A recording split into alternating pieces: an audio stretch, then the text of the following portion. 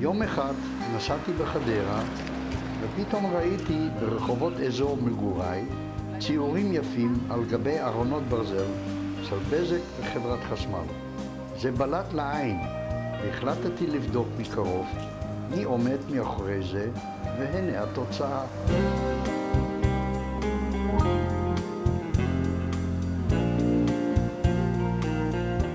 שמי ודים קוק, אני תושב חדרה כבר 3 שנים. יש לי משפחה, 2 ילדות, אני נשוי. כשאני מגיע לשטח, אני מגיע לארון חשמל. קודם כל אני צריך לנקות את השטח, לנקות את הארון. אחר כך אני צובע חומר שהוא נקרא יסוד, בשביל שהוא יחזיק את הצבע הרבה שנים. אני עובד עם צבע שהיא מתאימה לאקלים ישראלי ומחזיקה הרבה שנים. צבע לא רעילה לסביבה. אני מכין את הסקיצה ואחר כך אני מתחיל להעביר אותה לארון חשמל ולצייר.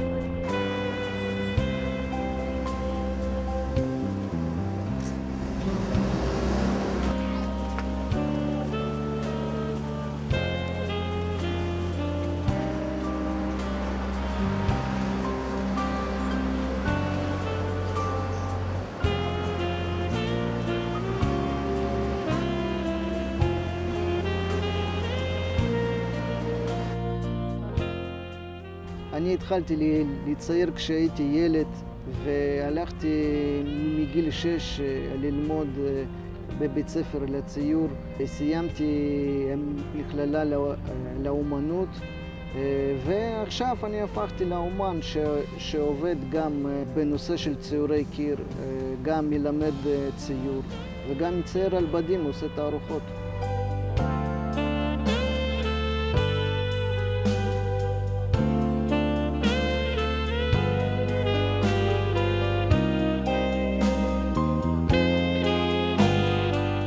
עכשיו אני עושה את הפרויקט ציורים על ארונות חשמל, ארונות בזק בחדרה. הנושא הוא חדרה מושבה, חדרה של פעם, שזה נוף כפרי, שזה שדות, שזה פרדסים, בתים עם גג אדום, וגם כן מגדל המים ועצים. כל מה ששייך להיסטוריה של חדרה.